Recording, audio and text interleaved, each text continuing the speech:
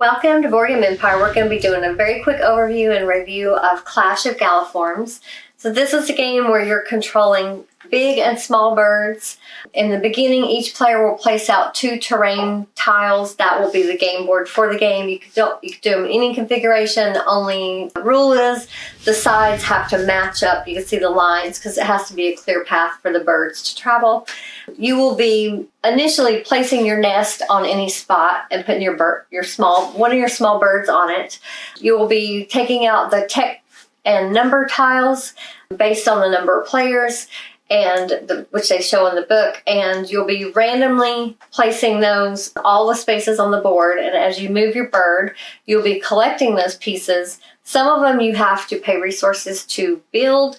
Others are numbers, which you could trade for puzzle pieces. So you're going to be, and then of course underneath, if you place your outpost on a spot, that's forever basically a resource that you will be gaining. So you want to put out as many of these outposts as you can. Yes. And this is at the bottom of your boards where you keep up with your food, wood, and stone. And you're going to be using those resources to build the tech, which is a rope, a bowl, fire, and a knife.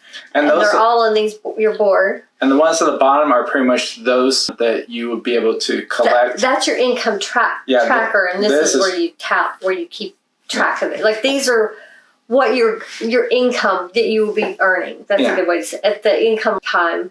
This is the income down here. These don't move. They just go up. This one is where you're spending. You're spending from this section. These will be going up and down based on when you spend them. So you want to build these tech eventually. Like the rope costs 6 food, 1 wood, and 5 stone. When you build it, you'll put it in there, and then you'll utilize those because you can upgrade your nest. You can upgrade the strength of your birds. So the rope is used here to strengthen the nest. So on the 3rd level, you will need that rope to upgrade it. But when you upgrade those, you will be putting your cube in there to show that you're at that level. And it does give you, they give you rewards at that time, and it gives you +3 strength if you get to that one for the nest. You can also do this for your birds. You can also do it for your outposts. So that way, because when you're battling, if you land on another bird or outcast birds, you do have to battle. And it's all based, you roll these dice, the one each person, the offense and defense. Then you look at your strength of your birds. Your birds have a base strength. Mine is 4 for my large, 2 for my small bird. His was 3 for his large bird, 2 for his small. And they do have a certain amount of defense as well. It also shows how much food it costs to put them out on the board. The large ones could cost between 6 and 9 on these 2 boards, and 2 and 4 on these 2 boards. They're all different for each type of bird. So you can see you're using those resources to place birds, build up your defenses, and your strengths. So when you do attack, you can beat other birds. Because if you lose all your nests, if you lose your nest and you don't have any outposts there to move your nest to, that particular bird is out of the game, but you could start over with another bird if you like. You don't really ever die, but that bird, you'd have to start over from scratch. When you collect these numbers, you have to collect all 9 to trade it in for 1 puzzle piece. If you do manage to get all 3 puzzle pieces, they are 5 different puzzles. They each have their own abilities that are throughout the end of the game, if you can manage to gather those. You have your deck of cards. Every deck is the same. You have a 1, 2, and 3 plus strength, +1, 2, and 3 of defense, and +1, 2, and 3 of defense for your nests. So those are one-time use. It's not like a normal deck where you're just shuffling and reusing. Once you use them, they're done and out of the game. So at the beginning of a battle, the person attacking will put down however many number of cards they're going to be playing that turn. The defense follows the same. They do it face down. Then when they battle, they're going to turn those up, and each of them are going to roll the dice. They're going to add that and that to their birds and nests and whatever's on that spot, and that's the winner is determined there. So your turn order is first you're going to move. You can move your birds from 1 or 2 locations. gather resources from outposts. That's when the outposts actually is you were going to be tracking those down here. So it's outposts you already have on the board. You have already added to your residual income tracks is what I call it. You can upgrade your player board, place new birds. Outposts cost 2 food to place. Instead, you can replace 3 number tokens with 1 puzzle from, oh yeah, I already said that. There is one where you can trying to find it, where you can give away 1 puzzle, 3 numbers, and 3 tech tokens to any other player, and you get the golden egg. That's worth points at the end of the game. So it's just basically, you play that until if one person has completed any of the puzzles and 2 of the technologies. So if you have a puzzle, 3 puzzles, you have the 3 puzzle pieces here, and then you have 2 technologies built, the game ends there. And then the player with the most points wins. So if it's a draw, the player that completed the puzzle wins.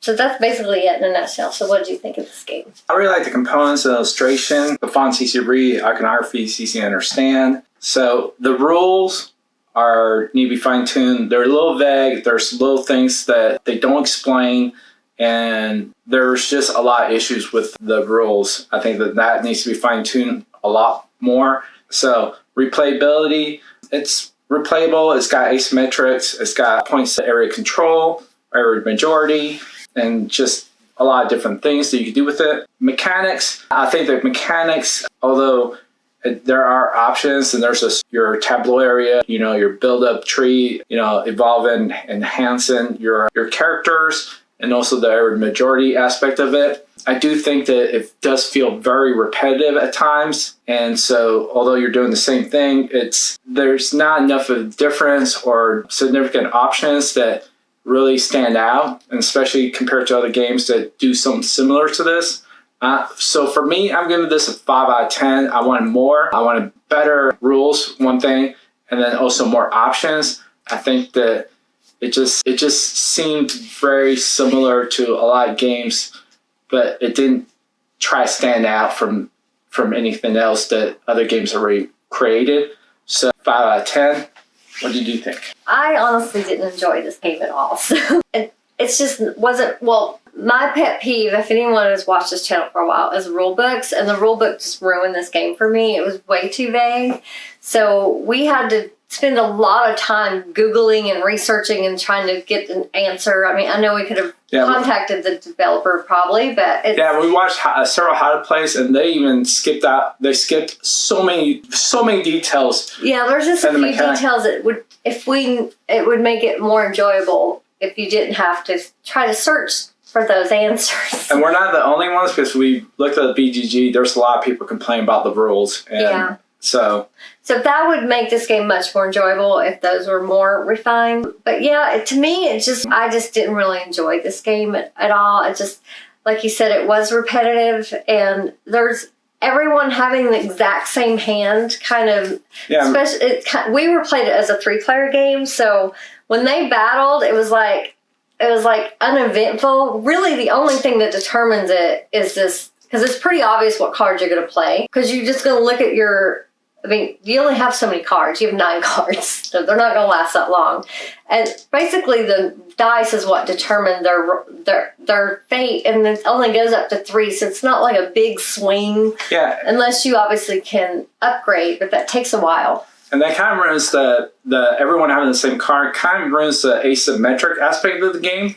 Because if everyone has the same card, the asymmetrics is very minute what it really does. That made it very unexciting. And these cards don't do anything. They just accept +1, +2, +3. So, yeah, and you do have player abilities on your player board, but first of all, those are very, very, very, very hard to read, the little icons.